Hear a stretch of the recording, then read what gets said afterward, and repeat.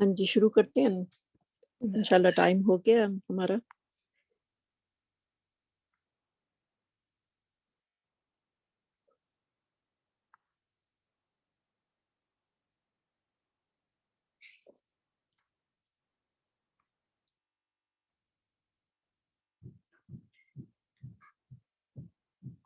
نحمده ونصلي على رسوله الكريم،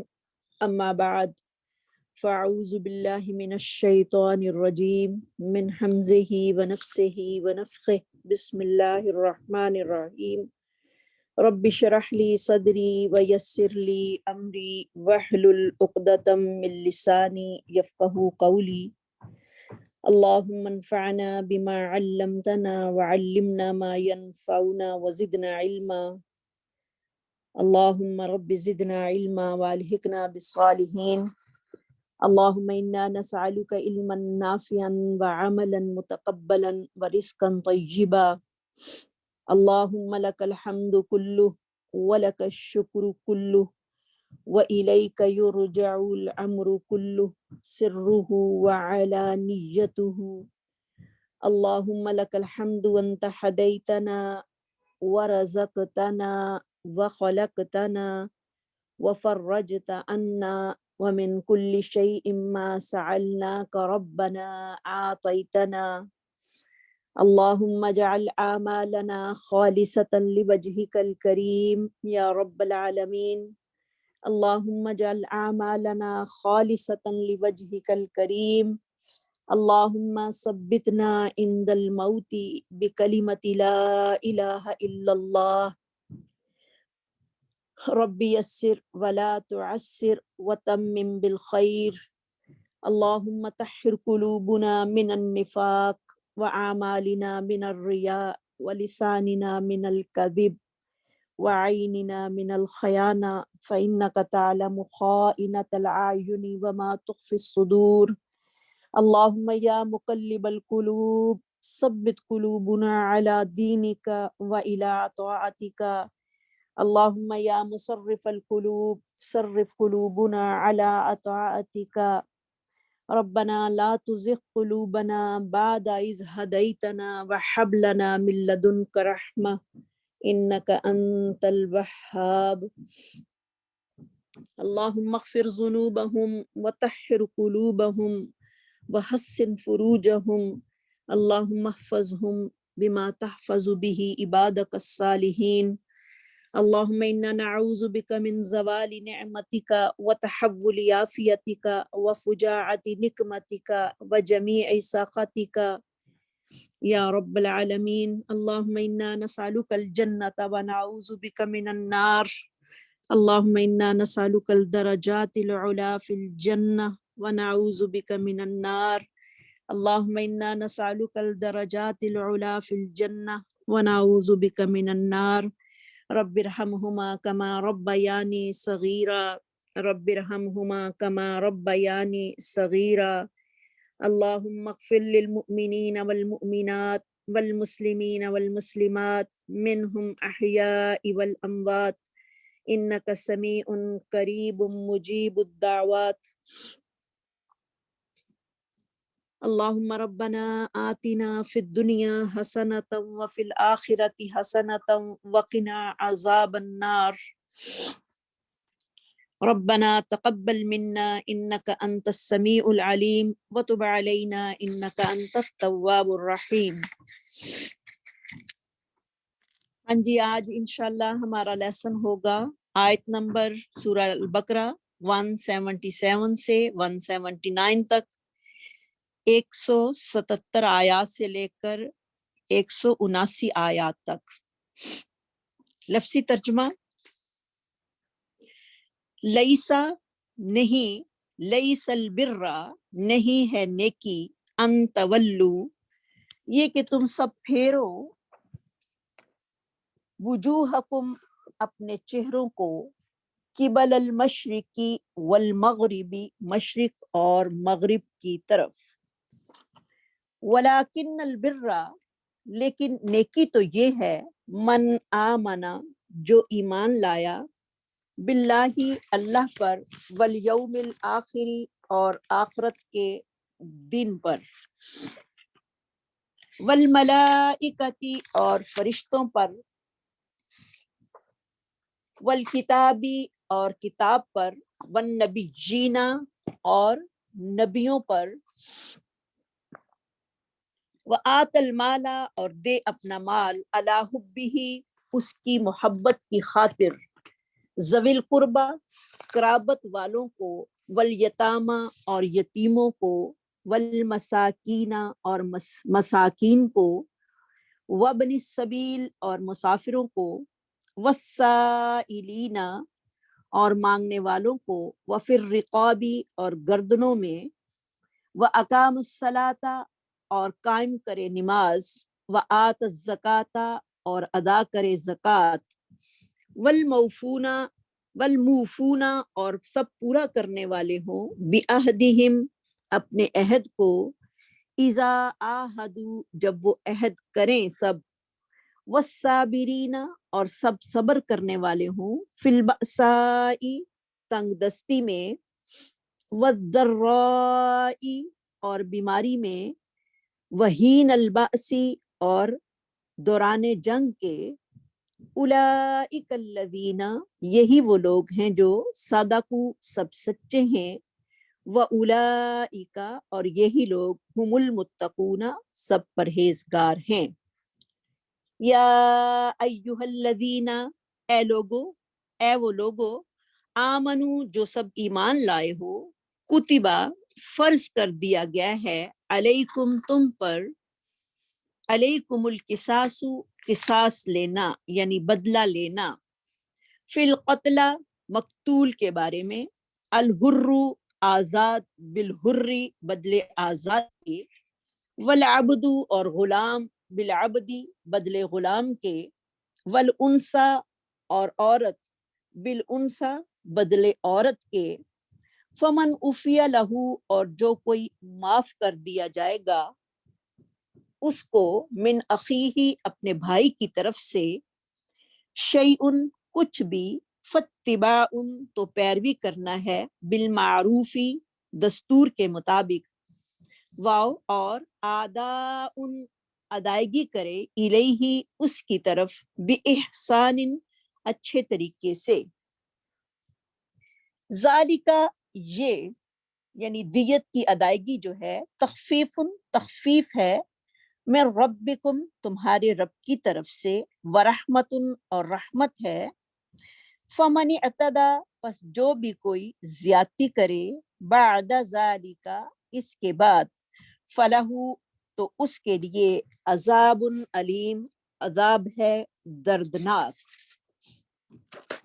واو اور لکم تمہارے لیے، فی القصاص قصاص میں بدلہ لینے میں، حیات زندگی ہے، یا اولی الالباب اے عقل والو، لعلکم تتقون تاکہ تم سب بچ جاؤ یا پرہیزگار بن جاؤ۔ تلاوت سنتے ہیں انشاءاللہ، پھر آگے چلتے ہیں۔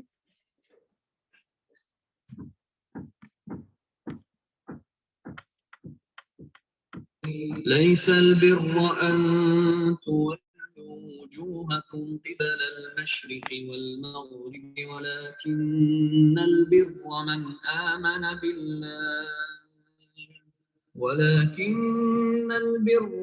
آمن بالله واليوم الآخر والملائكة والكتاب والنبيين وآتى المال على حبه ذوي القربى واليتامى والمساكين وابن السبيل والسائلين وفي الرقاب وأقام الصلاة وآتى الزكاة والموفون بعهدهم إذا عاهدوا والصابرين في البأساء والضراء وحين البأس أولئك الذين صدقوا وأولئك هم المتقون يا أيها الذين آمنوا كتب عليكم القصاص في القتلى الحر بالحر والعبد بالعبد والأنثى بالأنثى فمن عفي له من أخيه شيء فاتباع بالمعروف وأداء إليه بإحسان ذلك تخفيف من ربكم ورحمة فمن اعتدى بعد ذلك فله عذاب أليم ولكم في القصاص حياة يا أولي الألباب لعلكم تتقون. جی آج آپ لوگ جو ہیں اپنی نوٹ بکس اور اپنی پینسلیں ذرا تھام لیں، کیونکہ کچھ ایسی چیزیں ہیں آج نوٹ کرنے والی ہیں، اس لیے میں نے آج جو ہے وہ لیسن بھی چھوٹا رکھا ہے تاکہ آپ لوگ تھوڑا سا لکھ بھی سکیں اور اس کو صحیح سمجھ بھی سکیں، کیونکہ آج بہت سمجھنے والی باتیں ہیں. انشاءاللہ اللہ تعالیٰ ہم سب کو صحیح قرآن کی فہم نصیب فرمائے اور اللہ تعالیٰ جو ہے ہم نے سب کو اس پر عمل کرنے کی توفیق نصیب فرمائے. لیس البر نہیں ہے نیکی، برا کا لفظ جو ہے یہ بر سے ہے، روٹ ہوگا اس کا با را را. بر کہتے ہیں صحرا کو، جنگل کو. جنگل جو ہوتا ہے وہ بہت بڑا ہوتا ہے، بعض دفعہ انسان جو ہے وہ صحرا میں جو ہے وہ گم ہو جاتے ہیں، راستے کا پتہ نہیں چلتا. تو یہاں پر جو ہے وہ نیکی کی وسعت کو جو ہے وہ بیان کیا گیا ہے کہ نیکی کی وسعت جو ہے وہ بہت بڑی ہے، یعنی چھوٹی سی نہیں ہے کہ انسان جو ہے وہ ایک نیکی کر کے جو ہے وہ اس پر اتفاق کر لے. نہیں، لیس البر نہیں ہے نیکی ان تولو یہ کہ تم پھیرو وجوہکم اپنے چہروں کو. تولو کا روٹ ہوگا واولام یا، اور وجوہکم کا روٹ ہے یہ وجہ کی جمع جو ہے وہ وجوہ ہے، واو جیم ہا اس کا روٹ ہے. قبل المشرقی والمغربی مشرق اور مغرب کی طرف. یہاں پر مخاطب جو ہیں وہ تمام لوگ ہیں. اللہ رب العزت نے یہاں پر مسلمانوں کو بھی مخاطب کیا ہے، یہود اور نصارہ کو بھی مخاطب کیا ہے، کیونکہ یہود جو تھے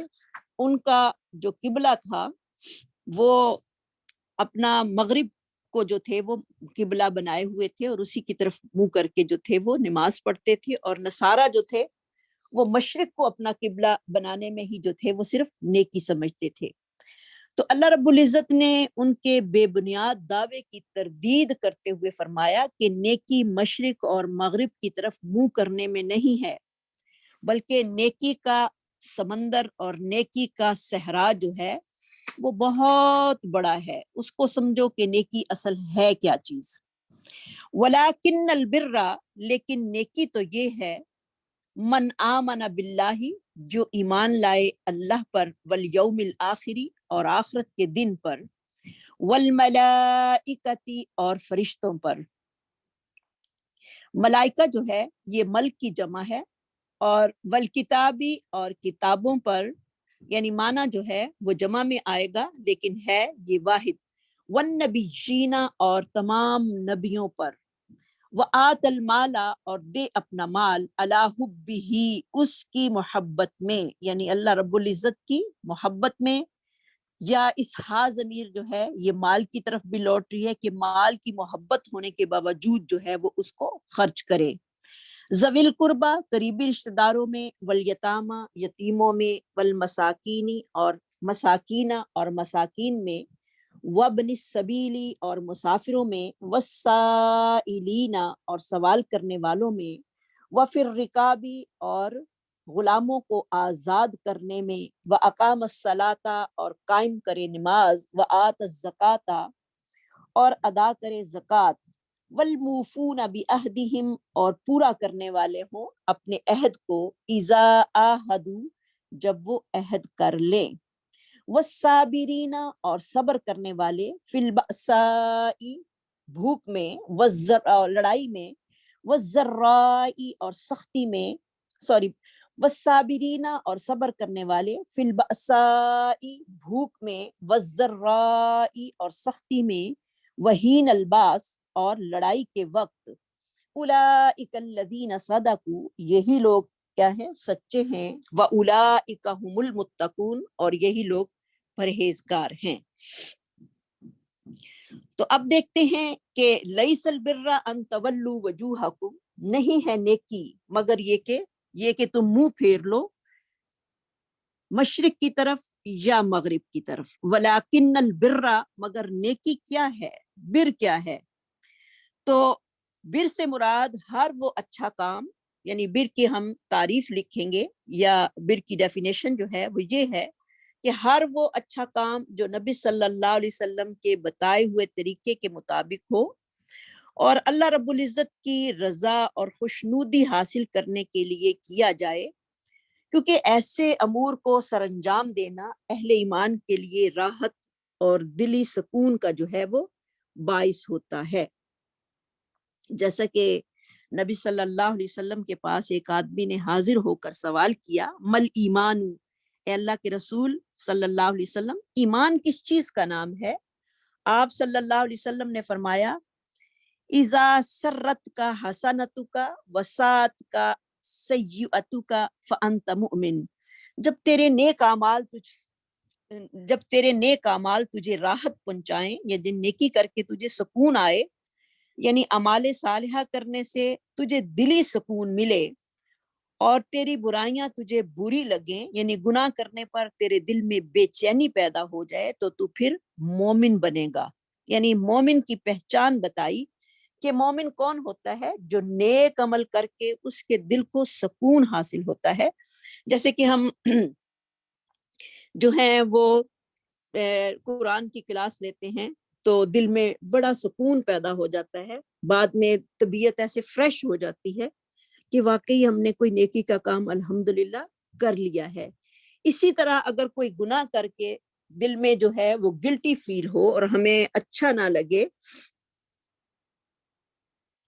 जी मैंने सूरत अल बकरा आयत नंबर बता दी है, आयत नंबर है 177, सूरह अल बकरा सिपारा नंबर 2 आयत नंबर 177 है, यहाँ से हम शुरू कर रहे हैं।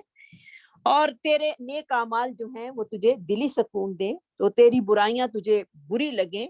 गुनाह करने पर तेरे दिल में बेचैनी पैदा हो जाए, तो तू मोमिन बनेगा। फिर उसने सवाल किया, या रसूल अल्लाह मल इस्मु, गुनाह क्या है, यानी गुनाह होता क्या है? आप सल्लल्लाहु अलैहि वसल्लम ने फरमाया, जब तेरे दिल में खटका पैदा हो जाए तो इस काम को छोड़ दे। इज़ाहा कफी सदरी का शैउन फदाहु, जब तेरे दिल में खटका पैदा हो जाए तो उस काम को छोड़ दे। यानी जब तुझे ऐसी कैफियत हो कि कोई काम करने से तेरे दिल में खटका पैदा हो जाए और तू इस बात को नापसंद जाने कि तेरे इस अमल से लोग जो हैं वो बाखबर हो जाएं, यानी लोगों को तेरे इस काम का पता चले, तो ऐसे कामों को छोड़ दे। तो ये मुस्लिम की हदीस है। तो ये है गुनाह और ये है नेकी। तो अब हम देखते हैं कि अल्लाह ने हमें क्या बताया है कि नेकी और जो है वो और क्या चीज है। सबसे पहले अल्लाह रब्बुल इज्जत ने जो बात की है, वलाकिन्नल बिर्रा मन आमना, नेकी वो है जो ईमान लाए अल्लाह पर, वल यौमिल आखिरी और आखरत के दिन पर। नंबर 1 पॉइंट जो होगा हमारा बनेगा वो मन आमना बिल्लाह, यानी अल्लाह पर ईमान लाना। यानी सबसे पहले हम ये जानते हैं कि ईमान जो है वो किसको कहते हैं, और हमें अपने ईमान को जो है वो चेक करने की जरूरत है। और जितनी चीजें भी अल्लाह रब्बुल इज्जत ने यहाँ पर हमारे लिए मेंशन की हैं, हमें देखना है कि क्या हमारा ईमान जो है वो इस मेयार पर पूरा उतरता है। यानी जब हम ये पढ़ लें और सुन लें सबक को, तो हमें अपनी कोताहियों को इंशाल्लाह जो है वो दूर करना है और अपने लिए बेहतरीन लेसन इसमें से जो है वो लेना है। और अपने अपने ईमान का जायजा जो है वो हर इंसान जो है वो खुद ले सकता है कि उसके अंदर ईमान जो है वो किस मयार का है। तो अल्लाह ताला ने जो मयार का क्राइटेरिया मुकर्रर किया है वो सबसे पहले अल्लाह रब्बुल इज्जत की जात पर ईमान लाना है। تو ایمان لانا وہ چیز ہے جس سے انسان کے دل میں اللہ کا خوف اور یقین کامل جو ہے وہ پیدا ہوتا ہے، اور انسان کو یہ بات ہر وقت اس کے ذہن میں ہو کہ اللہ رب العزت کی ذات جو ہے ہر حال میں اس کو دیکھ رہی ہے۔ اور پھر جب وہ یہ تصور اس کے ذہن میں ہوگا، یہ ایمان اس کا ہوگا، تو پھر نیکی کی طرف انسان کی رغبت ہوگی اور برائی سے وہ نفرت کرنے والا بن جائے گا۔ اور اگر کسی جگہ پر، کیونکہ انسان ہے، اور اگر اس سے کسی جگہ پر گناہ سرزد ہو بھی جائے تو وہ فوراً اللہ تعالیٰ جو ہے وہ رجوع کرتے ہوئے گناہوں سے تائب ہو جاتا ہے، یعنی اس کو گلٹی جب فیل ہوتی ہے دل میں تو فوراً اللہ کی طرف رجوع کرتا ہے اور اپنے گناہوں کی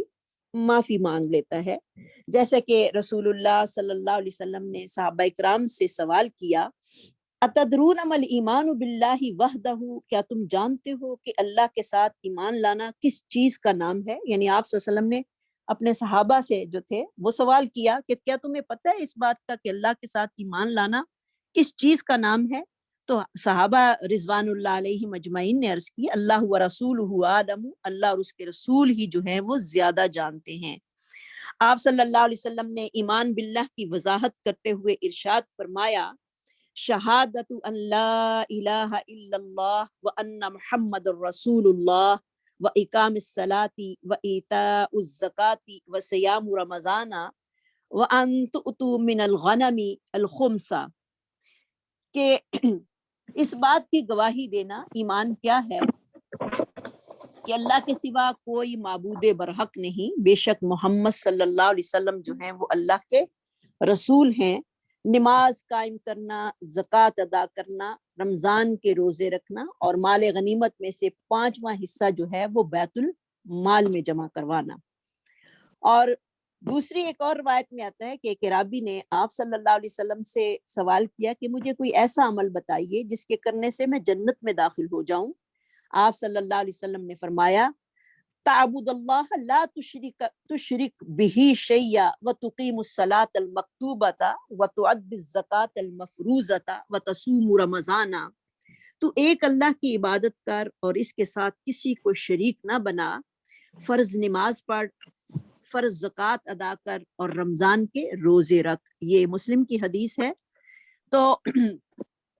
اس میں کتنی اہم بات ہے کہ اگر کچھ بھی ہم اپنی اس کی وجہ سے، سستی کی وجہ سے یا اپنی نا علمی کی وجہ سے اللہ کے ساتھ کسی اور کو شریک بنا لیں تو ہم کتنے خسارے میں چلے جاتے ہیں۔ یہ ہے ایمان اللہ پر ایمان لانا ہے۔ من آمن باللہ والیوم الآخر، دوسرا ہمارا پوائنٹ ہوگا یوم آخرت پر یقین رکھنا۔ تو یوم آخرت کیا ہے؟ انسان کو اس بات پر بھی پختہ یقین رکھنا ہے کہ ایک دن انسان کو اعمال صالحہ کی جزا اور برے اعمال کی سزا جو ہے وہ دی جائے گی۔ اور ہر وقت ہر انسان کے دل میں، ہر انسان کے ذہن میں یہ بات ہونی چاہیے کہ ہمیں اپنے خالق مالک کے سامنے جو ہے وہ پیش ہو کر دنیاوی زندگی کا بھی حساب دینا ہے۔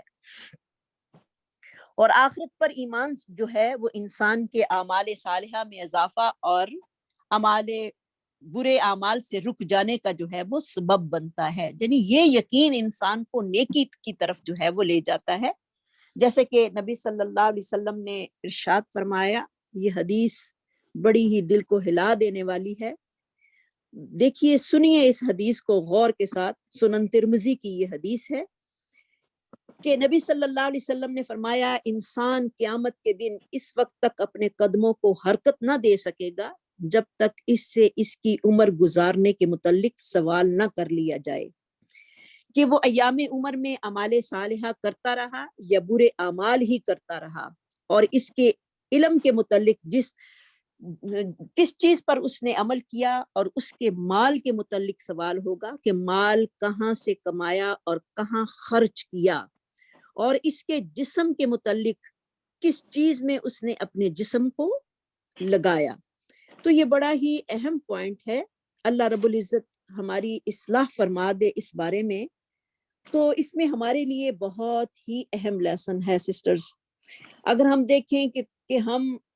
اپنے دن رات جو گزار رہے ہیں 24 گھنٹے، یعنی ایک ویک میں جو ہیں اگر آپ 7 کے ساتھ ملٹیپلائی کریں تو 168 آورز بنتے ہیں.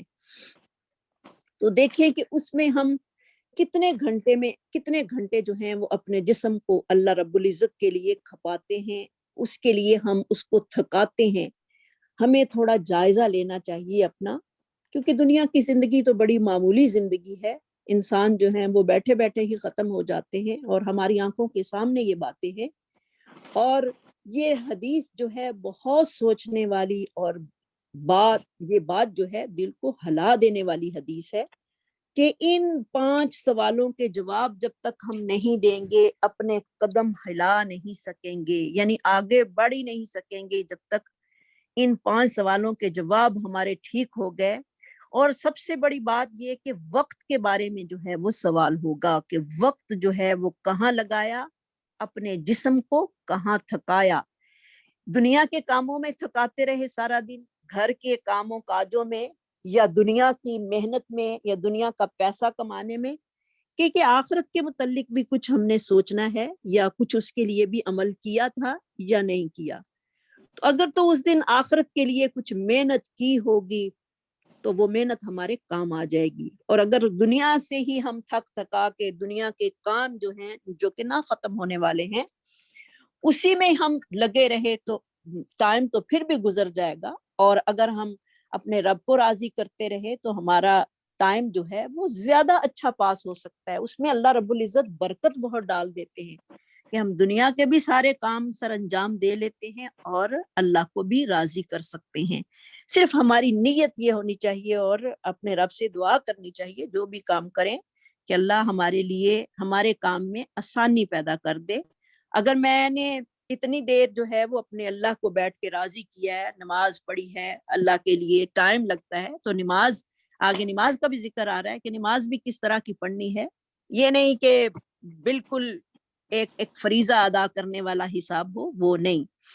تو یہ چیز جو ہے والیوم الآخر کا جو عقیدہ ہے یہ انسان کے اندر نیکی کی رغبت پیدا کرنے والا ہے. نمبر 3 پوائنٹ والملائکتی، اور فرشتوں پر ایمان لانا. ہمارا ایمان ہے نا کہ اللہ تعالیٰ نے فرشتے بنائے ہیں، ایسی مخلوق ہے فرشتے جو کہ نورانی جسم رکھتے ہیں جو کہ ہمیں نظر نہیں آتے، اور یہ اللہ تعالیٰ کی بڑی ہی فرما برداری کرنے والی مخلوق ہے. کبھی بھی اللہ کی نافرمانی کے مرتکب نہیں ہوئے، ہمیشہ وہی کام کرتے ہیں جس کا انہیں اللہ کی طرف سے حکم دیا جاتا ہے.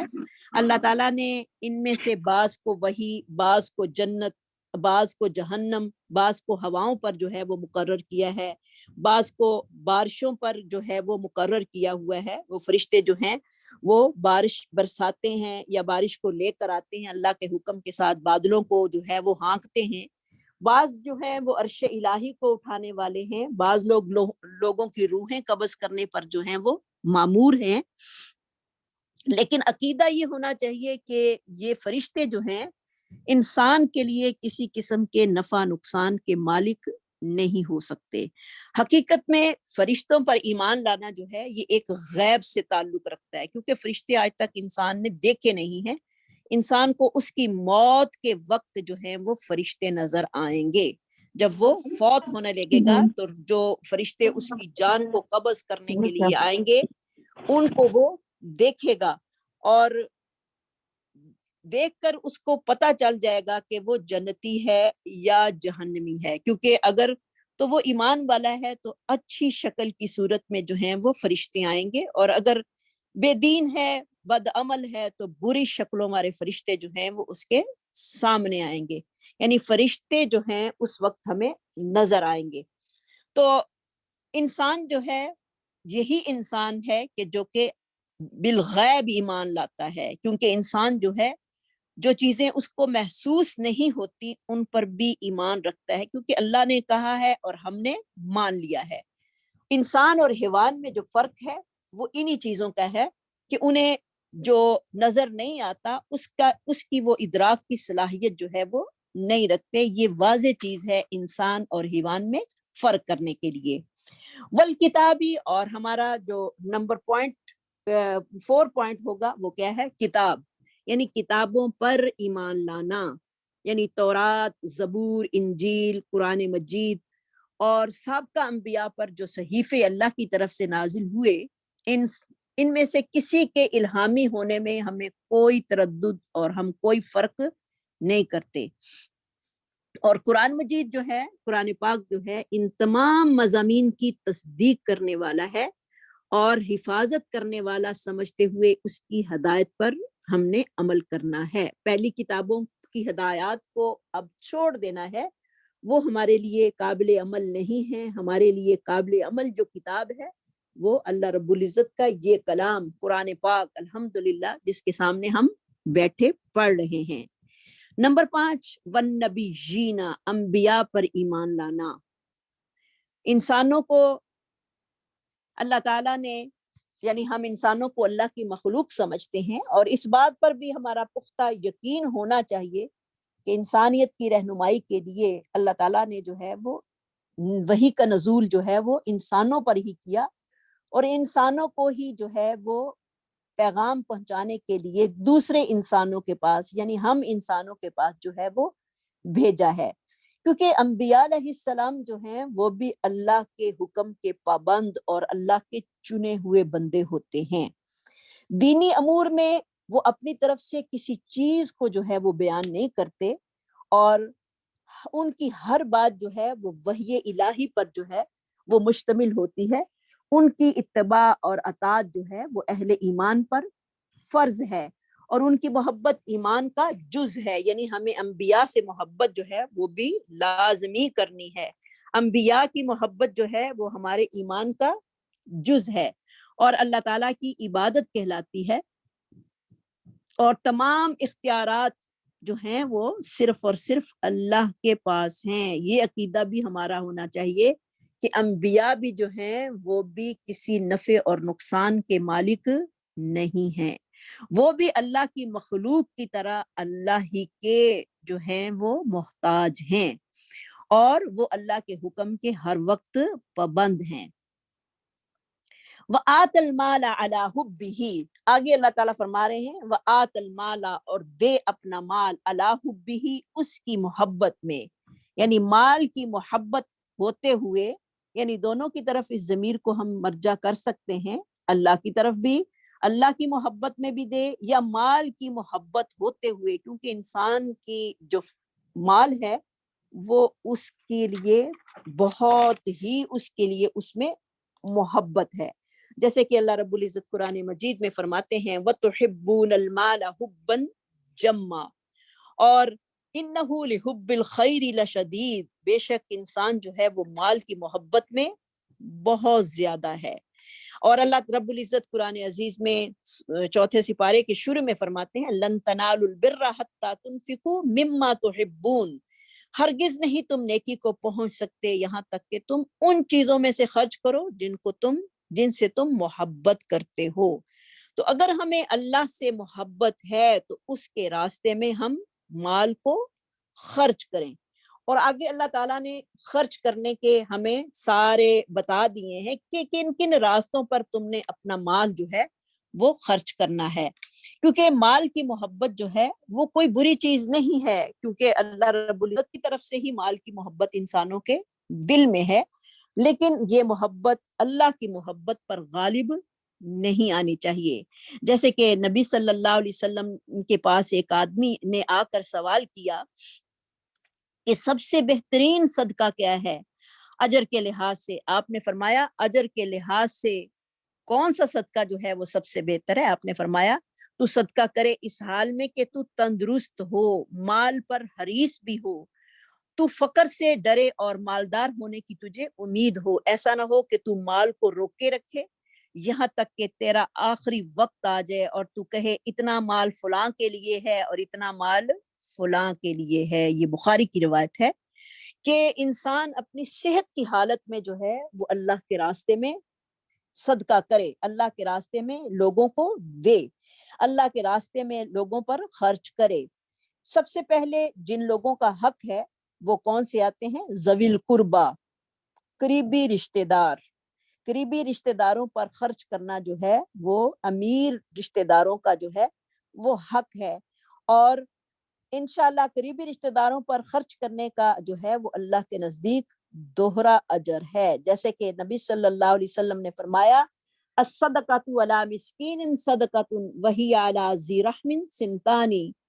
صدقۃ وصلۃ، اگر آدمی کسی مسکین کو صدقہ کرتا ہے تو ایک اجر پاتا ہے، اور اگر اپنے رشتہ داروں پر صدقہ کرتا ہے تو دوہرا اجر پاتا ہے، ایک صدقے کا اجر اور دوسرا صلہ رحمی کا اور قرابت کا اجر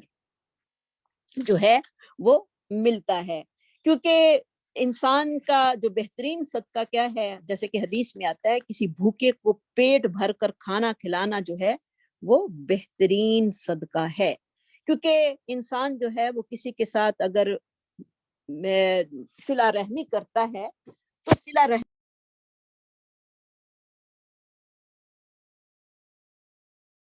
جو ہے انسان جو ہے وہ آگے سے آگے اس کی محبت جو ہے وہ لوگوں کے دلوں میں ہوتی ہے، جیسے کہ ایک حدیث میں آتا ہے کہ جو سخی ہوتا ہے وہ لوگوں کے بھی قریب ہوتا ہے، اللہ کے بھی قریب ہوتا ہے، جنت کے بھی قریب ہوتا ہے اور لوگوں کے بھی قریب ہے، سبحان اللہ۔ تو سخی آدمی جو ہے آپ صلی اللہ علیہ وسلم نے فرمایا اوپر والا ہاتھ خرچ کرنے والا ہے اور نیچے والا لینے والا ہے، تو اللہ سے دعا ہی کرنی چاہیے کہ اللہ تعالی ہمارا ہاتھ جو ہے وہ اوپر رکھے، ہمیں خرچ کرنے والوں میں سے بنا دے، ہم اللہ کے راستے میں جتنا ہمارے پاس گنجائش ہو ہم خرچ کرتے رہیں۔ ایک تو ڈیلی خرچ جو ہے وہ خرچ کرنا ہے، یعنی یومیہ روز کا روز جو ہے وہ اللہ کے راستے میں کچھ نہ کچھ صدقہ نکالنا، جیسے کہ حدیث میں آتا ہے کہ ہر انسان کے ساتھ دو فرشتے جو ہیں وہ صبح کرتے ہیں، اور ایک فرشتہ دعا کرتا ہے کہ اللہ خرچ کرنے والے کو اور بھی دے، اور دوسرا بد دعا کرتا ہے کہ اللہ جو اپنا مال سنبھالتے ہیں ان کا مال تلف کر دے۔ تو ہمیں روز فرشتوں کی دعائیں جو ہیں وہ لینی چاہیے۔ اس کا ایک اس طرح بھی ہم کر سکتے ہیں، اب اگر ہم روز صدقہ نکالیں تو کس کو دیں، تھوڑا سا نکالیں یا زیادہ نکالیں، جس کی جتنی ہوتی ہے گنجائش وہ نکالتا ہے، تو اس کے لیے ہمیں ایک چیریٹی باکس جو ہے وہ اپنے گھروں میں رکھنا چاہیے، اس میں اپنے بچوں کو بھی یہ سکھانا چاہیے کہ یہ بچوں یہ چیریٹی باکس ہے، جو تمہیں پاکٹ منی ملے اس میں سے اگر آپ کو ایک کوارٹر ملتا ہے تو اس میں سے آپ 5 سینٹ جو ہیں وہ اللہ کے راستے میں صدقہ کریں، 2 سینٹ کر دیں، 1 سینٹ کر دیں، ان کو بھی تلقین کریں اور خود بھی روز جو ہیں وہ صدقہ کریں، یہ بہترین ہے۔ اور پھر جب پیسے وغیرہ جمع ہو جائیں تو آپ جو ہیں وہ اپنے رشتہ داروں کو بھیج سکتے ہیں، یا کسی غریب کو اور کو جو کہ آپ کو جاننے والا ہے یا نہیں جاننے والا، جس کو کوئی ضرورت ہے اس کو بھیج سکتے ہیں۔ یہ صدقہ کو کلیکٹ کرنے کا ایک بہترین طریقہ ہے، اور بچوں کو بھی موٹیویشن کرنے کے لیے یہ ایک بہترین ذریعہ ہے۔ آپ بچوں کو سکھا سکتے ہیں اس طریقے سے کہ اللہ کے راستے میں جو ہے وہ ہمیں دینا ہی دینا ہے۔ والیتامہ، اور یتیموں پر، یتام جو ہے اس کا روٹ ہوگا یا تامیم، یعنی وہ بچے جن کا باپ سن بلوغت کے پہنچنے سے پہلے ہی فوت ہو جائے، کیونکہ وہ اصل میں یتیم ہوتے ہیں، بلوغت کے بعد جو ہے وہ ان پر یتیم کا لفظ نہیں بول سکتے، یعنی بچے اگر بالغ ہوں، بڑے ہوں تو باپ فوت ہو جائے تو وہ یتیم نہیں ہوں گے، اور اگر بچے چھوٹے ہیں، بہت چھوٹے چھوٹے ہیں اور باپ فوت ہو جائے تو اصل میں یتیم وہ بچے ہوتے ہیں۔ اور تنگ دستی، مالی امداد اور اخلاقی ہمدردی کے وہ لوگ مستحق ہوتے ہیں، تو ان کے ساتھ ہر قسم کا تعاون جو ہے وہ کرنا چاہیے تاکہ ان کی اچھی تربیت ہو سکے، اور اگر ان کی اچھی تربیت نہیں ہوگی تو یہی لوگ معاشرے کے لیے جو ہے وہ بد امنی کا بھی اور فساد کا بھی سبب بن جائیں گے، کیونکہ اکثر چھوٹے چھوٹے بچے جو ہیں وہ چور بن جاتے ہیں، جب ان کے ماں باپ چلے جائیں دنیا سے، ان کو جب کچھ ملتا نہیں ہے تو پھر لوگوں کی جیبیں جو ہیں وہ کاٹنے لگ جاتے ہیں۔ تو اسی لیے یتیموں کا خیال رکھنا بھی بہت ضروری ہے، اور یتیم کی پرورش کرنے والا قیامت والے دن آپ صلی اللہ علیہ وسلم نے فرمایا یوں ہوگا جیسے کہ میری 2 انگلیاں ہیں، اسی طرح یتیم جو ہے وہ اس کی پرورش کرنے والا میرے ساتھ قیامت والے دن اس طرح میرے ساتھ ہوگا۔ تو کسی بھی یتیم کو دیکھنے سے جو ہے انسان کا اگر دل سخت ہے تو وہ بھی نرم ہو سکتا ہے، اس لیے یتیم کے سر پر جو ہے وہ ضرور جو ہے وہ ہاتھ پھیرنا چاہیے جب بھی وہ نظر آئے۔ والمساکینی، اور مساکین پر خرچ کرو، مسکین کی جمع جو ہے وہ مساکین ہے، سین کاف نون اس کا روٹ ہے، یعنی سکن، سکن کا معنی ہوتا ہے ٹھہرا ہوا۔ مسکین اس کو کہتے ہیں، مسکین اب کون ہے؟ جس کے جائز اخراجات اس کی آمدن سے زیادہ ہوں، جائز، جیسے کہ اب ہماری بہت ساری ضرورتیں ایسی ہیں جن کے بغیر بھی ہمارا گزارا ہو سکتا ہے، لیکن اگر وہ گزارا نہیں ہوتا ہماری جائز اخراجات سے، ہماری جائز ضروریات جو بنیادی ضروریات ہیں، کھانا پینا ہے، گھر کا رینٹ ہے، یا یہ چیزیں جو ہیں وہ پوری نہیں ہوتی، تو ایسے لوگ جو ہیں وہ ان کا تعاون کرنا شریعت مطہرہ نے تاکیداً حکم دیا ہے۔ تو دیکھیں یہاں پر لوگ جو ہیں وہ اپنے آپ کو مساکین بنا کر جو ہے وہ گورنمنٹ کے آگے جو ہے وہ پیش کرتے ہیں، حالانکہ ان کے پاس اتنی آمدن ہوتی ہے کہ وہ اپنے اخراجات کو پورے کریں، لیکن آج ہماری ضرورتیں اس قدر زیادہ ہو گئی ہیں تو ہم یہی کہتے ہیں کہ گورنمنٹ سے جو ہے وہ کھانا پینا لے سکتے ہیں ہم، کیونکہ ہمارا حق ہے، اور باقی ضرورتیں جو ہیں وہ ہم اپنے دوسرے مال سے پوری کر سکیں، یعنی اپنی عیش و آرام کے لیے ہم مسکین جو ہیں وہ بن کر پھر ان کے آفسوں میں چلے جاتے ہیں کہ ہماری تنخواہیں اتنی تھوڑی ہیں جس سے ہماری ضروریات جو ہیں وہ پوری نہیں ہو سکتی۔ لیکن اگر ہم اسی میں اپنے مال کو خرچ کر کے اپنی ضروریات کو پورا کریں تو ہماری ضروریات اگر نہیں پوری ہوتی تو واقعی ہم حقدار ہیں وہاں سے جا کر ہم لے سکیں۔ تو بسا اوقات جائز حاجات نہ پورا ہونے کی بنا پر انسان جو ہے تب بھی مختلف جرائم کا جو ہے وہ مرتکب ہو جاتا ہے۔ تو مسکین وہ ہے جس کے پاس گھر بھی ہو اور اس کے پاس اتنے اخراجات ہیں لیکن جائز ہیں، لیکن تنخواہ اتنی کم ہے کہ اس کے اخراجات پورے نہیں ہوتے، تو اس کا بھی تعاون کرنا دوسرے مسلمانوں کا حق ہے۔ یعنی وہ اس کو جو ہے سفید پوش لوگ کہتے ہیں، جو کہ اپنی ضروریات جو ہے وہ کسی سے مانگتے نہیں ہیں بلکہ اپنے آپ کو جو ہے وہ بند رکھتے ہیں۔ وابن السبیل، اور مسافروں پر خرچ کرنا اپنا مال اس کی محبت ہوتے ہوئے، ذوی القربى والیتامى والمساکین وابن السبیل۔ وابن السبیل سے مراد جو ہے وہ مسافر ہیں، یعنی مسافر اگر مالدار بھی ہو لیکن دوران سفر اگر کوئی مالدار آدمی تعاون کا مستحق ہو جائے، کسی کی کوئی جیب کٹ جائے یا کوئی بیچارے کو پر کوئی مصیبت آ جائے، اب مسافر ہے، سفر میں ہے، تو اس کو بھی صدقہ اور خیرات دینا جو ہے وہ جائز ہے۔ اور بعض مفسرین نے جو ہے وابن السبیل سے مراد جو ہے وہ مہمان بھی لیا ہے، کہ مہمان کی حسب استطاعت مہمان نوازی کی شریعت نے جو ہے وہ بہت تاکید کی ہے کہ مہمان نوازی کرنا بھی ایک قسم کا صدقہ ہے۔ تو مہمانوں کے لیے پیسہ خرچ کرنا یا مہمانوں کو کھلانا پلانا یہ بھی بہت بڑے اجر کا کام ہے۔ والسائلین، اور سوال کرنے والے، سائلین سوال کرنے والے، سائل کی جمع جو ہے وہ سائلین ہے، سین حمزہ لام اس کا روٹ ہے، جن کو ضرورت سوال کرنے پر مجبور کر دے، یعنی جن کی ضروریات اتنی زیادہ ہیں کہ ان کو سوال کرنے پر مجبور کر دیں، اور یہ لوگ شدت حاجت میں بھی چمڑ کر جو ہیں وہ سوال نہیں کرتے۔ آپ صلی اللہ علیہ وسلم نے فرمایا سائل کا تمہارے حق میں، تمہارے مال میں حق ہے اگرچہ وہ گھوڑے پر سوار ہو کر آئے۔ نبی صلی اللہ علیہ وسلم سے ام بجید رضی اللہ تعالیٰ عنہ عرض کی، جب مسکین میرے دروازے پر آتا ہے تو اس کو دینے کے لیے میرے پاس بعض اوقات کچھ بھی نہیں ہوتا، تو رسول اللہ صلی اللہ علیہ وسلم نے فرمایا اگر اس کو دینے کے لیے تیرے پاس کچھ نہ ہو سوائے جانور کے جلے ہوئے کھر کے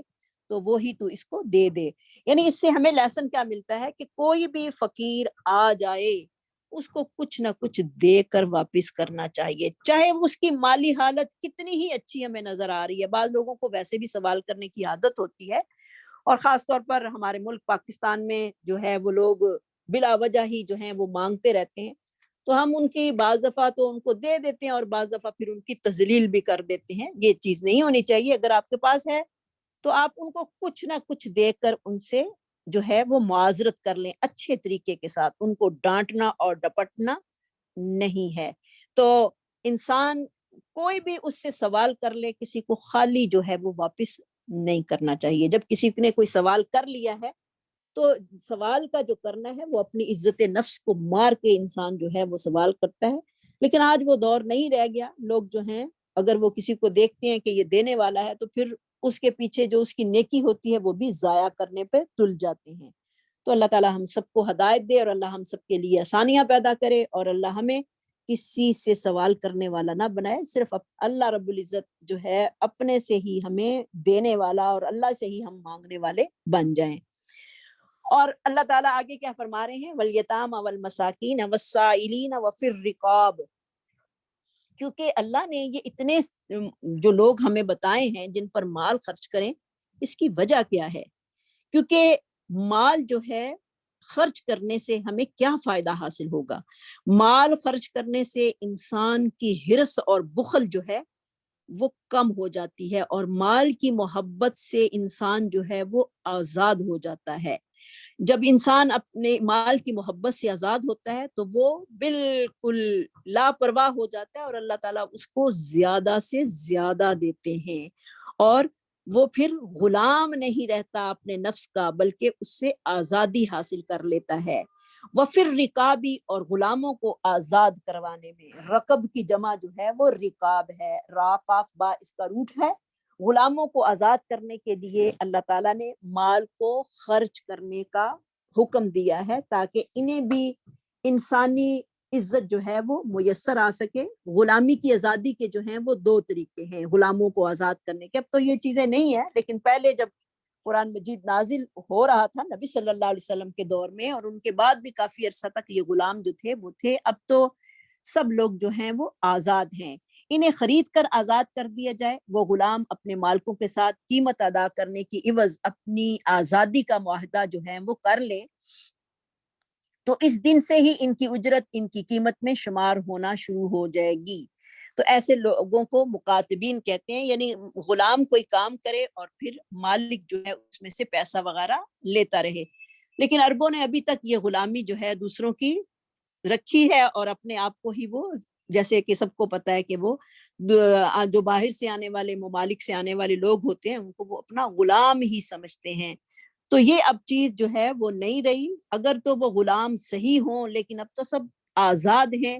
تو وہ ان کے کفیل بن کر ان میں سے جو ہیں وہ پیسے لیتے رہتے ہیں، جو کہ اس ایک اسلامی روح سے جو ہے وہ کچھ جائز بھی نہیں ہے۔ واللہ عالم بالصواب، کہ انہوں نے اپنے ہاں جو ہے وہ کیا اس کا جو ہے وہ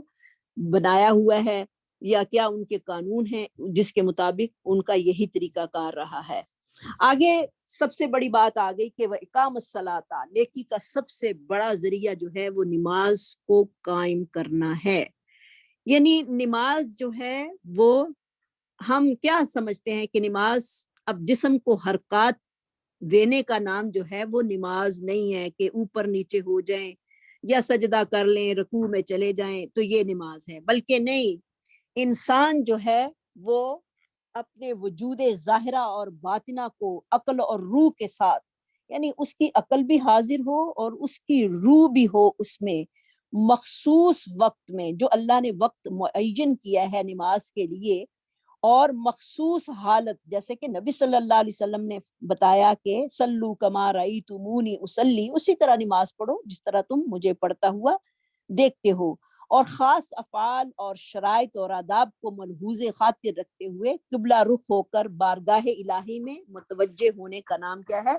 نماز ہے۔ نماز اس چیز کا نام ہے۔ ہم عادتی نماز پڑھتے ہیں، بلکہ ہمیں عبادت کے لیے جو ہے وہ نماز پڑھنی ہے، عادتی نماز نہیں پڑھنی، بلکہ ہم کیا سمجھیں کہ ہماری عبادت کا وقت ہے، اور ہم نے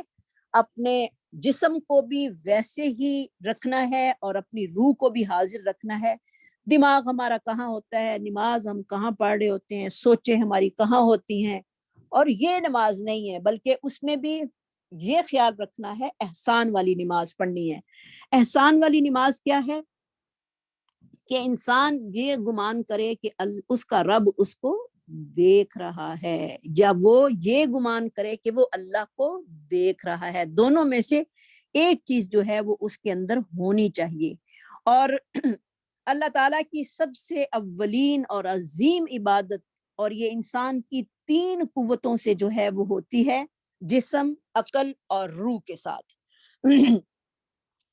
تو یہ تینوں چیزیں جو ہیں اس کے ساتھ ہونی چاہیے، اور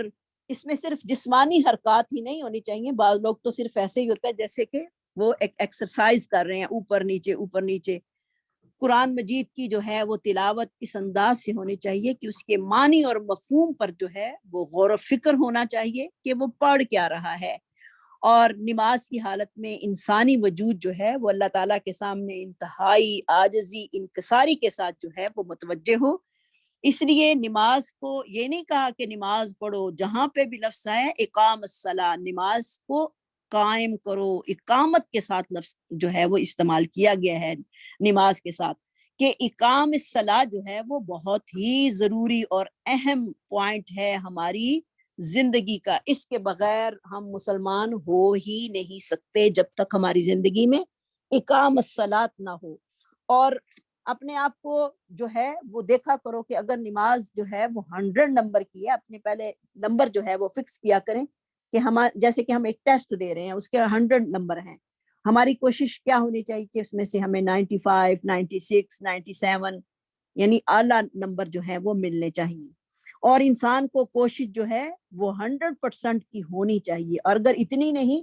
تو پاکستان یہاں تو 60 نمبر میں جو ہیں وہ مارکس جو ہیں وہ 60 ہیں پاسنگ مارکس، لیکن پاکستان میں 33 دے کر جو ہیں وہ پاس کر دیتے ہیں. تو ہم نماز کے بھی اپنے ذہن میں نمبر رکھیں کہ اللہ جو میں نے نماز پڑھی ہے، اگر میں کسی اور کو یہ چیک کرواؤں تو میرے کتنے نمبر آئیں گے. تو جب اللہ رب العزت کے سامنے ہم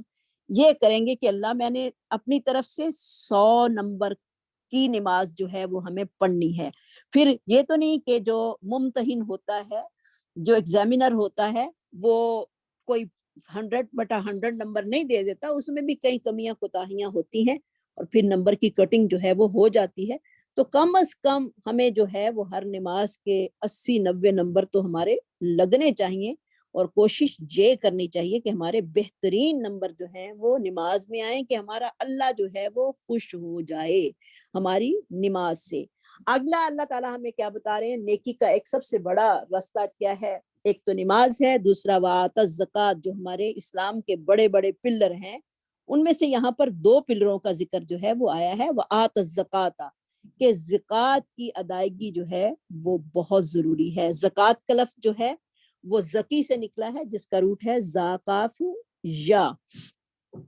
کیونکہ زکوٰۃ کی ادائیگی جو ہے وہ معاشرے سے غربت اور مفلسی کو جو ہے وہ ختم کرتی ہے، جس سے دولت اور مالداروں کے ہاتھوں سے نکل کر غریب لوگوں کے درمیان جو ہے وہ گردش کرتی ہے، اور مختلف قسم کے لوگ اس سے جو ہیں وہ فائدہ اٹھاتے ہیں. تو انفاق فی سبیل اللہ جو ہے اس میں زکوٰۃ کا بدل اور کچھ بھی نہیں ہو سکتا. انسان جو ہے وہ اپنے پیسوں میں سے 2.5% جو ہے وہ زکوٰۃ نکالتا ہے، کیونکہ زکوٰۃ جو ہے وہ کیا ہے؟ انسان کو پاک صاف کرنے والی ہے. جیسے کہ انسان ایک جاب کرتا ہے، اس کی 8 گھنٹے جاب ہے، 7 گھنٹے تو وہ بڑا اچھا کام کرتا ہے، یعنی اس محکمے کے مطابق، جس محکمے میں وہ کام کر رہا ہے ان کے آرڈر کے مطابق ویسے ہی چکنا ہو کر کام کرتا ہے. لیکن جو 8واں گھنٹہ ہوتا ہے وہ سستی میں گزار دیتا ہے. تو کام کی تنخواہ جو ہے وہ پوری 8 گھنٹے کی لیتا ہے، اور پھر جو اس نے پیسہ لیا اور جو وہ علائش اس میں شامل ہو گئی اس کے پیسے میں، یا تجارت میں کمی بیشی ہو گئی یا بھول ہو گئی، تو جو مال اس کے ہاتھ آ گیا اللہ تعالیٰ نے وہ زکوٰۃ کے ذریعے اس کا جو ہے وہ نکلواتا ہے. اللہ تعالیٰ وہ زکوٰۃ کے ذریعے نکالتا ہے تاکہ اس کا مال بھی پاک صاف ہو اور انسان کے اندر کا بھی تزکیہ جو ہے وہ ہو جائے. انسان کی کمیاں بیشیاں جو ہیں وہ یہ دور کرتی ہے زکوٰۃ. اور جب اندرونی صفائی ہو جاتی ہے تو پھر اخلاق جو ہے وہ بہترین پیدا ہوتا ہے، اور پھر انسان کا معیار جو ہے وہ ایمان کا بلند ہونا شروع ہو جاتا ہے. اور زکوٰۃ جو ہے وہ بھی بہت ہی ضروری ہے. لوگ جو ہیں وہ پوچھتے رہتے ہیں کہ اتنے پیسے پر زکوٰۃ ہے، اتنے پیسے پر زکوٰۃ ہے. تو اللہ تعالیٰ نے ہر چیز کا ہمیں ایک کرائٹیریا جو ہے وہ معیار جو ہے وہ مقرر کر کے دیا ہے کہ اتنے مال پر جو ہے اتنی زکوٰۃ ہم دیں گے، اور اپنے مال میں سے، پورے مال میں سے 2.5% جو ہے وہ زکوٰۃ ہمیں سالانہ جو ہے وہ نکالنی ہمارے اوپر فرض ہے، تاکہ معاشرہ جو ہے وہ ایک صحیح مقام پر چلے اور لوگ جو ہیں وہ دوسری بری عادات کو چھوڑ دیں. کیونکہ اگر سارے لوگ جو ہیں وہ اپنے مال کی صحیح زکوٰۃ نکالیں تو کوئی بھی دنیا میں غریب نہ رہے. آگے اللہ تعالیٰ ان کا بتا رہے ہیں کہ وہ کیسے لوگ ہیں جو نیکی کرنے والے ہیں. نیکی کا ایک اور بھی راستہ یہ ہے والموفون بعہدہم. موفون کا روٹ ہے وافا الف وفا سے. والموفون بعہدہم اور پورا کرنے والے اپنے عہدوں کو اذا عاہدوا جب وہ عہد کر لیتے ہیں. سبحان اللہ. تو افائے عہد یعنی عہد کا پورا کرنا بھی بہت ہی پیاری خوبی ہے جس کا ذکر اللہ رب العزت نے کئی جگہوں پر ہمارے لیے کیا ہے. وہ عہد جو ہے وہ کئی طریقوں سے ہو سکتا ہے. تجارت کا عہد ہے, اس کے ساتھ کسی سے کوئی کمٹمنٹ کی ہے وہ عہد ہے, یا نکاح کا عہد ہے, یا کوئی کسی کے پاس جانے کا عہد ہے, کسی بھی قسم کا عہد ہے تو وہ جو ہے وہ پورا کرنا ضروری ہے. جیسے کہ نبی صلی اللہ علیہ وسلم کی حدیث ہے لا ایمان لمن لا عہد لہ, اس شخص کا ایمان ہی نہیں جس کا کوئی عہد اور وعدہ نہیں ہے. تو وعدے کو پورا کرنا بھی ہم سب پر کتنا ضروری ہے. دیکھیں سبحان اللہ, اللہ رب العزت ہمارے لیے ہر بات کو قرآن میں کھول کھول کر بیان کر رہے ہیں تاکہ میرے بندے جو ہیں وہ بھٹکتے نہ پھریں. ہماری رہنمائی جو ہے وہ ہر قدم پر ہمارے لیے جو قرآن اللہ نے نازل کیا ہے وہ کر رہا ہے. والصابرین فی البأساء والضراء وحین الباس, اور صبر کرنے والے لڑائی میں, بھوک میں. بأس اس کا روٹ ہوگا با حمزہ سین, والضراء ضاد را را, وحین الباس اور لڑائی کے وقت, یعنی تکلیفوں اور سختیوں میں ثابت قدمی دکھانا جو ہے وہ بھی انسان کی تربیت ہے. اور یہ بھی ایک انسان پر جب مشکل اوقات آتے ہیں تو پھر پریشانی اور سختیوں میں جو ہے اللہ رب العزت اسے تسلی دے رہے ہیں کہ وہ خوف زدہ نہ ہو بلکہ اپنے رب پر پورا کامل اعتماد کرے, اور اس کا مالک جو ہے اس کو پریشانیوں اور مصیبتوں سے نجات دلائے گا. جب انسان کی یہ حالت ہو تو پھر انسان بڑے پراعتماد طریقے سے اپنے فرائض اور ذمہ داری کو جو ہے وہ پورا کر سکتا ہے. اب یہ جتنی بھی خصوصیات اللہ رب العزت نے ہمیں بتائی ہیں, من آمن باللہ والیوم الآخر, اور وآت المال والیوم الآخر والملائکۃ والکتاب والنبیین وآت المال علی حبہ ذوی القربى والیتامى والمساکین وابن السبیل والسائلین وفی الرقاب واقاموا الصلاۃ وآتوا الزکاۃ والموفون بعہدہم اذا عاہدوا والصابرین فی البأساء والضراء وحین الباس. اب ان لوگوں کو جو نیکیاں یہ کرتے ہیں ان کا رزلٹ آؤٹ ہو رہا ہے. اللہ رب العزت بتا رہے ہیں اولئک الذین صدقوا, یہی لوگ سچے ہیں, واولئک هم المتقون, اور یہی لوگ جو ہیں وہ پرہیزگار ہیں. سبحان اللہ. اللہم اجعلنا منہم, اللہم اجعلنا منہم, اللہم اجعلنا منہم. یہ ہے اصل بر جس کو ہم, نیکی کیا ہے, ہم صرف نماز پڑھ لینے کو نیکی نہ سمجھے. نیکیوں کا سمندر جو ہے وہ بہت وسیع ہے, بہت بڑا ہے, اور نیکیاں جگہ جگہ ہمارے لیے بکھری پڑی ہیں جن کو ہم سب کو اکٹھا کرنا ہے. تو اللہ تعالیٰ ان کا رزلٹ بتا رہے ہیں کہ یہ لوگ ایمان میں سچے ہیں اور حقیقت میں اپنے رب سے ڈرنے والے ہیں. اور یہ تمام کام جو اللہ رب العزت نے ہمیں بتائے ہیں ان کو ہی کرنے کا نام اصل میں نیکی ہے. یا ایھا الذین آمنوا, اے لوگو جو ایمان لائے ہو, علیکم القصاص, لازم ہے یہ فرض کر دیا گیا ہے تم پر بدلہ لینا. تو قصاص کا روٹ جو ہے وہ قاف صاد صاد ہے, قصہ جیسے لکھتے ہیں اسی طرح. اور یہ جو ہے قصہ جو ہے یہ ہوتا ہے کہ پیچھے پیچھے آنا, یعنی کسی کے پیچھے پیچھے چلنا. جیسے قصہ جو ہے وہ لکھا جاتا ہے تو اسے پیچھے سے پڑھا جاتا ہے, اور اسی طرح لفظ قصاص ہے تو لفظی معنی ہے کسی کا پیچھا کرنا یعنی بدلہ لینا, اس کے پیچھے پیچھے جانا. اور جان کا بدلہ جان, زخموں کا بدلہ جو ہے وہ زخم ہے. اللہ تعالیٰ نے کیا فرمایا, علیکم القصاص, فرض کر دیا گیا ہے تم پر قصاص. اب پچھلی آیت کے ساتھ اس کی مناسبت کیا ہے؟ نیکیاں تو اتنی ساری اللہ رب العزت نے ہمیں بتا دی کہ یہ نیکیاں کرنی ہیں, لیکن تقوی اختیار کرنے کی ایک اور شرط بھی اللہ تعالیٰ نے یہاں پر بتا دی ہے کہ قیامت پر ایمان, اللہ پر ایمان, فرشتوں پر ایمان, تمام کتابوں پر ایمان, انبیاء پر ایمان, اور اللہ کی خاطر مساکین اور فقیروں پر اپنا مال جو لوگ خرچ کرتے ہیں، پھر مصیبت اور پریشانی کے عالم میں صبر اور استقامت کا مظاہرہ بھی کرتے ہیں، تو ان میں ایک اور صفت بھی جو ہے اس کا ہونا ضروری ہے، اور وہ کیا ہے؟ معاشرے کو جرائم سے بچانے کے لیے اسلامی حدود اور قصاص کا نظام جو ہے وہ بھی نافذ کریں، تو یہ بھی تقوی کا تقاضا ہے۔ تو تقوی کے تقاضے کے لیے ان اعمال پر عمل کرنا بھی بہت ضروری ہے، کیونکہ مدینہ میں جو تھے وہ یہودیوں کے قبیلے آباد تھے، بنو نذیر اور بنو قریظہ۔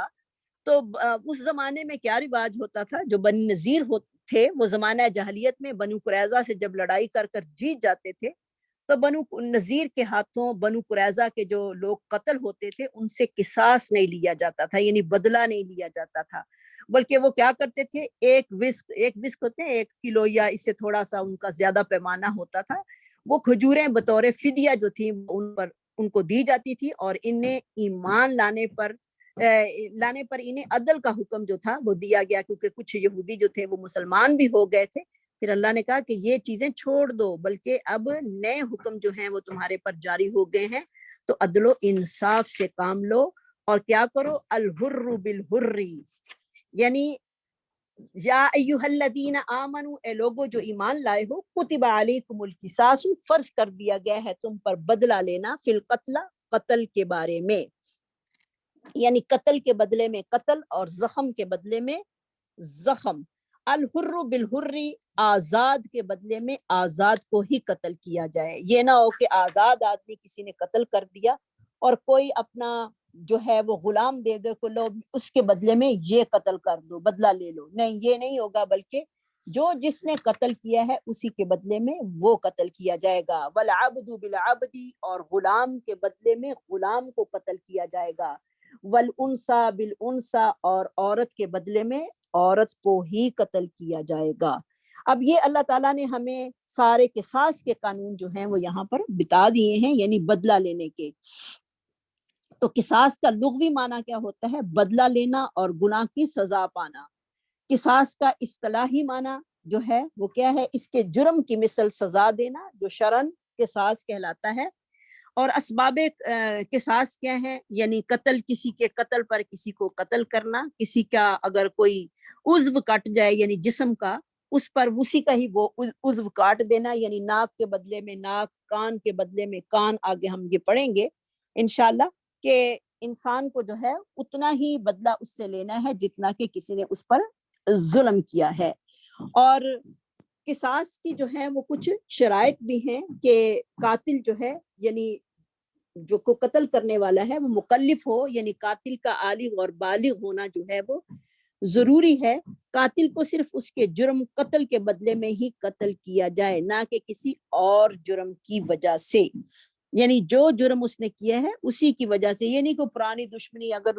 اس نے کوئی بات کر دی ہے تو اس کی پرانی دشمنی نکال کر اس کا گلا اتار دیا جائے، نہیں، اس کو اسی کے بدلے میں جو ہے وہ اتنی ہی سزا اس کو دی جائے جو اس نے اس وقت کام کیا ہے۔ یعنی اگر کوئی بچہ وغیرہ ہے یا چھوٹا ہے، کو کسی بنا پر کسی نے کسی کو یہ کر دیا ہے، تو پھر اس کی سزا جو ہے وہ اور مختلف ہوگی۔ تو اللہ تعالیٰ یہاں پر بتا رہے ہیں الحر بالحر، آزاد کے بدلے میں آزاد کو قتل کرنا،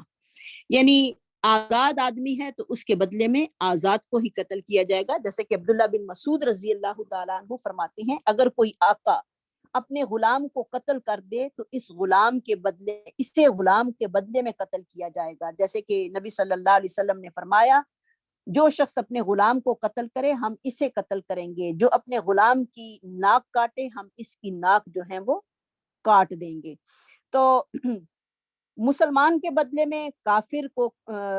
جو ہے کافر کے بدلے میں مسلمان کو قتل نہیں کیا جائے گا، جیسے کہ اگر کوئی مسلمان کافر کو قتل کر دے تو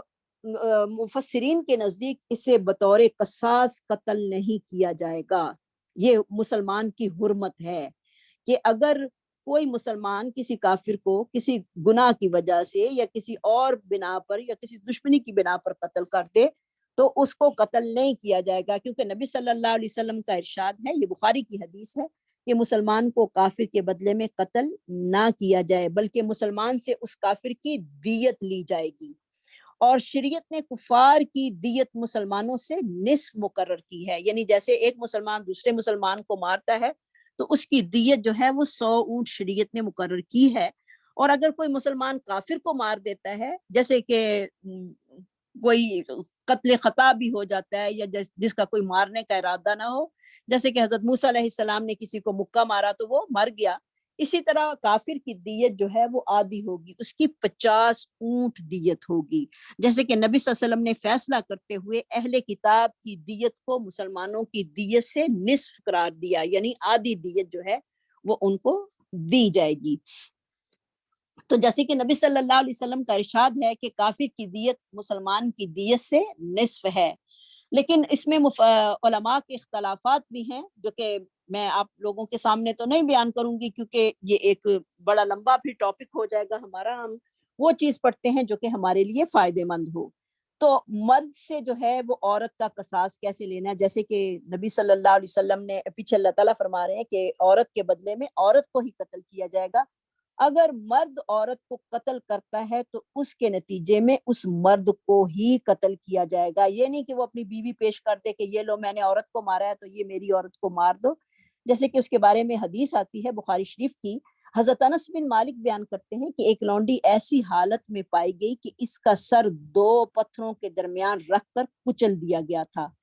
تو اس لونڈی سے دریافت کیا کیا تمہارے ساتھ ایسا کس نے کیا، کیا فلاں نے فلاں نے، اسی طرح نام لیتے ہوئے ایک یہودی کا نام لیا گیا تو اس نے سر کے اشارے سے کہا ہاں، یعنی فلاں یہودی نے میرے ساتھ یہ کیا ہے، بیچاری بول تو سکتی نہیں تھی، اتنا اس کا سر جو تھا وہ کچلا گیا تھا، 2 پتھروں کے درمیان یہودی نے رکھ کر کچل دیا کیونکہ اس نے کچھ زیورات پہنے تھے اس کے زیورات کو چوری کرنے کے لیے۔ تو یہودی نے گرفتاری کے بعد اقرار جرم کیا کہ واقعی میں نے اس عورت کے ساتھ یہ کیا ہے، تو نبی صلی اللہ علیہ وسلم نے حکم دیا کہ اس کا سر بھی 2 پتھروں کے درمیان رکھ کر کچل دیا گیا، یعنی کچل دیا جائے تو اس کا سر جو تھا وہ کچل دیا گیا۔ تو اس سے پتہ چلتا ہے کہ اگر مرد جو ہے وہ عورت کو مارے تو پھر عورت کے بدلے میں اس مرد کو جو ہے وہ قتل کیا جائے گا۔ اسی طرح باپ سے اولاد کا قصاص جو ہے وہ کس طرح لیا جائے گا، اگر کوئی باپ جو ہے وہ اپنے بیٹے کو قتل کر دے یا بچے کسی کو قتل کر دے تو کیا ہوگا، تو باپ سے جو ہے وہ بچے کے بدلے جو ہے باپ کو قتل نہیں کیا جائے گا، کیونکہ حدیث میں اس کی تخصیص کر دی گئی ہے، جیسے کہ عمر رضی اللہ تعالیٰ عنہ سے مروی ہے کہ نبی صلی اللہ علیہ وسلم نے فرمایا والد کو بیٹے کے قصاص میں قتل نہیں کیا جائے گا، اس کو ویسے سزا ہوگی لیکن اس کو قتل نہیں کیا جائے گا۔ تو ویسے تو قتل کرنا، ایک انسان کا قتل کرنا جو ہے وہ پورے معاشرے کو ہی قتل کرنا ہے، لیکن قتل کا بدلہ یہ بتایا گیا ہے کہ اگر کوئی باپ اپنے بچے کو قتل کر دیتا ہے، کیونکہ باپ نے خود اپنے بچے کو قتل کر دیا تو اس سے جو ہے وہ قصاص نہیں لیا جائے گا۔ اب ہم دیکھتے ہیں کہ قتل کی جو ہیں وہ 3 قسمیں ہیں۔ نمبر 1 قتل عمد، یہ اب آپ جو ہیں اپنی ریکارڈنگ سن کے آپ ضرور یہ نوٹس لکھیے گا، آپ لوگوں کے لیے بڑے فائدہ مند ہیں، اگر علم سیکھنا چاہتے ہیں تو یہ قرآن کا علم جو ہے یہ ہمیں ہر زندگی کے موڑ پر جو ہے وہ فائدہ دے گا، تو یہ چیزیں آپ کے پاس ہونی چاہیے، نوٹ ہونی چاہیے، آپ کو علم ہونا چاہیے، اور یہ صرف ایک دفعہ سننے سے باتیں یاد نہیں ہوتی بلکہ بار بار ان کو رپیٹ کرنے سے، ان کو دیکھنے سے، ان کو لکھنے سے جو ہے یہ یاد ہوں گی، اور آپ لوگوں نے یہ کرنا ہے۔ تو قتل کی جو ہیں وہ 3 قسمیں ہیں، قتل عمد یعنی کسی کو جان بوجھ کر قتل کیا جائے، قتل شبہ عمد یعنی قتل کرنے کا ارادہ نہ ہو تو پھر قتل ہو جائے، قتل خطا کسی کو غلطی کے ساتھ قتل کیا جائے۔ تو پھر مقتول کے ورثاء کو شریعت 3 چیزوں میں سے ایک کا اختیار دیتی ہے، یعنی جس کا آدمی قتل ہو گیا ہے اس کو شریعت نے 3 چیزوں میں سے ایک کا اختیار دیا، یا تو وہ قتل کے بدلے میں قتل کر دے اس آدمی کو، یا پھر وہ ان سے دیت لے لے، یا پھر وہ معاف کر دے۔ تو شریعت محمدیہ میں یہ تینوں باتیں جو ہیں وہ ہیں، لیکن پہلی شریعتوں میں یہ نہیں تھا، یہودیوں میں صرف قصاص ہی تھا، نہیں یہودیوں میں صرف دیت تھی، قصاص نہیں تھا، جبکہ عیسائیوں میں قصاص تھا، دیت بھی نہیں تھی اور معافی بھی نہیں تھی، جبکہ امت محمدیہ پر اللہ رب العزت نے اتنا بڑا احسان کیا کہ قصاص کا بھی اختیار ہے، دیت بھی لے سکتے ہو اور معاف بھی کر سکتے ہو۔ اور یہ تھا حکم قتل کا. اور اب قتل یہ تو جس نے جان بوجھ کر قتل کیا ہو اس کا ہے، یعنی جس نے جان بوجھ کر بغیر شرعی وجہ سے کسی کو جان بوجھ کر قتل کیا ہو تو پھر یہ 3 آپشنز اس کے مقتول کے وارثوں کے لیے ہیں. اگر چاہیں تو وہ اس بندے کو قتل کر دیں، اگر وہ اس سے پیسہ لینا چاہتے ہیں تو وہ پیسہ بھی لے سکتے ہیں، اور اگر اس کو معاف کرنا چاہتے ہیں تو وہ معاف بھی کر سکتے ہیں. اور اگر قاتل دیت اور قصاص ادا نہیں کر سکتا اور مقتول کے ورثاء اس کو معاف بھی نہیں کرتے تو وہ اللہ تعالیٰ کے غضب اور لعنت اور جہنم کا مستحق ہوگا. یہ بات بھی ہمیں یہاں سے پتہ چل رہی ہے. تو قتل شبہ عمد یعنی دوسری قسم قتل کی، ایک تو جان بوجھ کے قتل کیا ہے اس نے بغیر کسی وجہ کے، اور دوسرا یعنی قاتل مقتول کو ایسی چیز سے مارے جس سے لگنے سے عام طور پر انسان کی موت واقعہ نہیں ہوتی. جیسے کہ مکہ حضرت موسیٰ علیہ السلام نے مارا، مکہ لگنے سے کوئی مر تو نہیں جاتا، لیکن اگر وہ آدمی مر گیا ہے تو پھر اس کی دیت کیا ہوگی؟ تو مقتول کے ورثاء قتل شبہ عمد کی صورت میں قاتل سے دیت لینے یا اسے معاف کرنے کا حق حاصل ہے، اس میں قصاص نہیں ہے. یعنی پھر اس کے بدلے میں اس کو قتل نہیں کیا جائے گا، یا تو وہ دیت لیں گے اس سے جس نے مارا ہے تو یا پھر اس کو معاف کر دیں گے. ان کے لیے 2 آپشنز ہیں، دیت کا لینا اور معاف کرنا. نمبر 3 قتل خطا. قاتل نے کسی کو مارنا چاہا، یعنی کسی اور کو مارنا چاہا لیکن وہ تیر جو تھا وہ کسی اور کو لگ گیا. جیسے شکاری نے کوئی گولی چلائی کسی جانور کو شکار کرنے کے لیے لیکن وہ کسی انسان کو غلطی سے لگ گئی، اور یا اسی طرح کسی نے کنواں کھودا تو وہ اس میں گر گیا اور اس کی موت جو تھی وہ واقعہ ہو گئی. تو مقتول کے جو اب ورثاء ہیں، اب اس کے قتل کا کیا بنے گا؟ یا تو اگر وہ قاتل کو معاف نہیں کرتے تو پھر ان کو دیت جو ہے وہ دینی پڑے گی، ان کو دیت جو ہے وہ دینی پڑے گی، یا ایک غلام بطور کفارہ اس کو آزاد کرنا ہوگا. تو اب یہ اللہ تعالیٰ نے انسانوں کو جو ہیں وہ آپشنز بھی دی ہیں ساتھ، اور بتایا ہے کہ یا تو مقتول ورثاء اگر قاتل کو معاف نہیں کر سکتے تو دیت اس کو آدمی کو دینی پڑے گی، یا پھر ایک غلام جو ہے وہ خرید کر، کیونکہ غلام پر بھی پیسہ جو ہے وہ بہت زیادہ لگتا ہے، اس کو آزاد کرنا ہوگا. فمن عفی لہ من اخیہ شیء فاتباع بالمعروف. اور جو کوئی معاف کر دے اپنے بھائی سے کوئی چیز اور وہ پیچھے لگے ساتھ دستور کے، یا ادا کرنا ہے اس کی طرف احسان کے ساتھ. ذالک تخفیف من ربکم ورحمہ. اور یہ تخفیف ہے تمہارے رب کی طرف سے اور رحمت ہے. فمن اعتدی بعد ذالک. پس جو کوئی زیادتی کرے اس کے بعد، فلہ عذاب علیم. اور اس کے لیے دردناک عذاب ہے. یعنی اب اہل ایمان کو حکم ہے کہ زندگی کے تمام معاملات میں احکام الہی کی پابندی کریں، یعنی کوئی چیز جو ہے وہ اللہ کے احکام کے سامنے کوئی ذاتی دشمنی کا سبب نہ بنے. یعنی اگر مقتول کے ورثاء قصاص لینے پر ہی اصرار کریں تو اس وقت معاشرے کی بھلائی کو سامنے رکھتے ہوئے قاتل خود کو قصاص کے لیے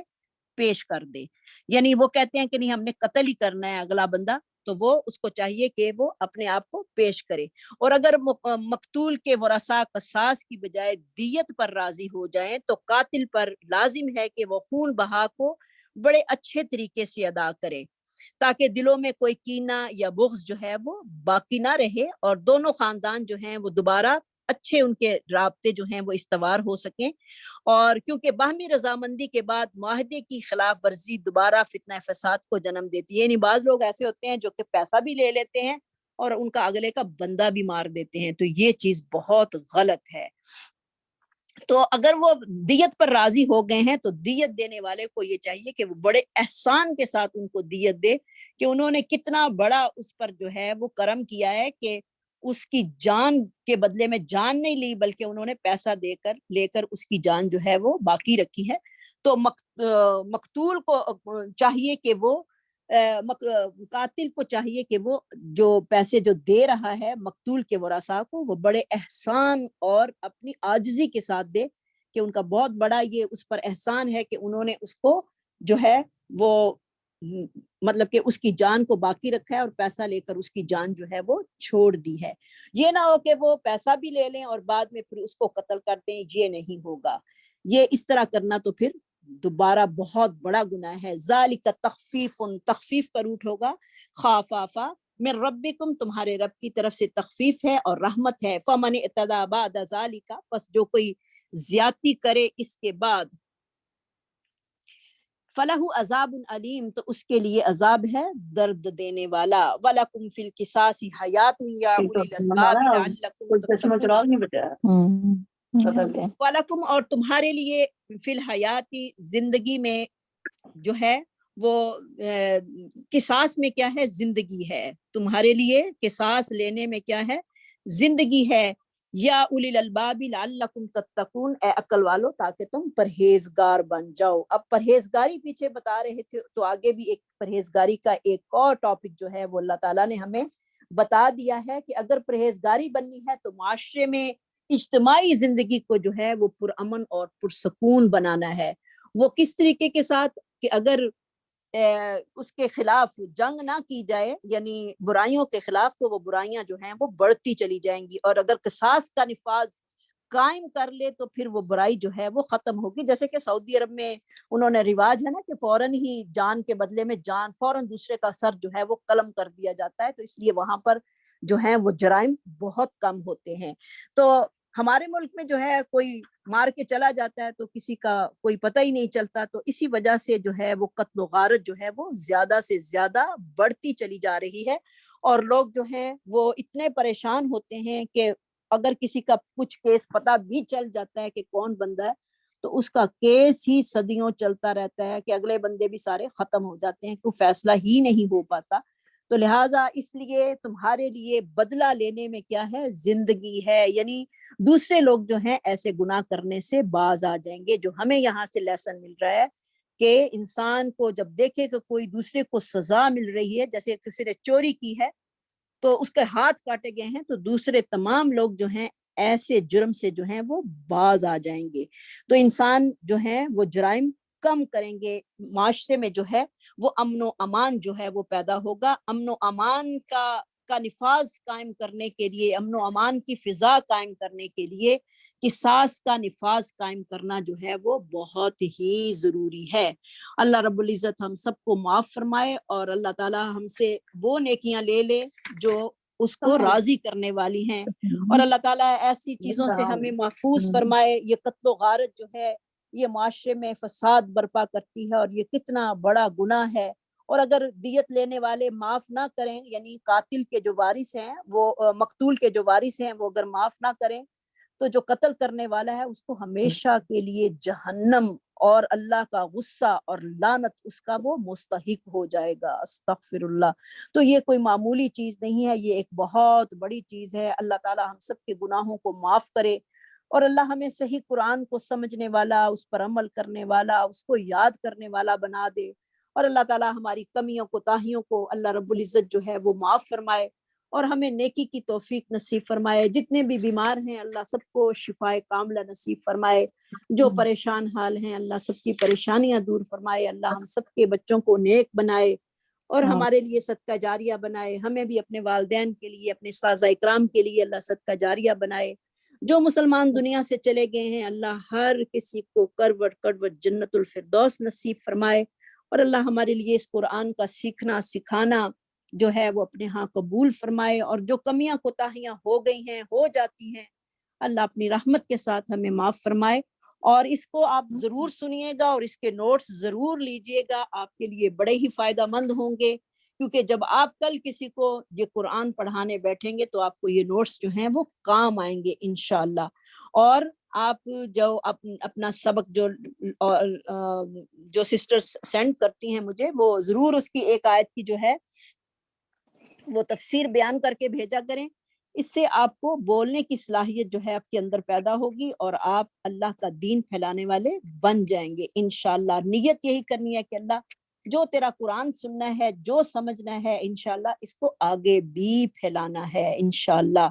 تو اللہ سے جو ہے وعدے کیے ہوئے پورے کرنے والوں کی یہاں پر تعریف آج ہم نے پڑھی ہے، اولئک الذین صدقوا، وہی لوگ سچے ہیں، واولئک هم المتقون، اور وہی لوگ پرہیزگار ہیں۔ تو کتنی پیاری آیت ہم نے پڑھی ہے کہ اللہ کے ساتھ وعدے کیے ہوئے، لوگوں کے ساتھ وعدے کیے ہوئے انسان کو جس طرح بھی ہو اس کو نبھانا ضروری ہے۔ اللہ ہم سب کو عمل کی توفیق نصیب فرمائے۔ وآخر دعوانا ان الحمد للہ رب العالمین۔ سبحان ربک رب العزت عما یصفون وسلام علی المرسلین والحمد للہ رب العالمین۔ آمین اللہم ربنا آمین۔ سبحانک اللہم وبحمدک نشہد ان لا الہ الا انت نستغفرک ونتوب الیک۔ اللہ جو میری بہنیں شامل ہیں اس قرآن کی کلاس میں، اللہ سب کی نیک اور جائز حاجات کو اپنے فضل و رحمت سے پوری فرما، اور اللہ تعالی ہم سب کو اپنی رحمت کے سائے میں لے لے۔ اللہ ہم سب کے گناہوں کو معاف فرما۔ السلام علیکم ورحمۃ اللہ وبرکاتہ۔ وعلیکم السلام وعلیکم ورحمۃ اللہ السلام وبرکاتہ۔ جزاک اللہ دنیا تو آخرہ۔ الدنیا آمین وإیاکم۔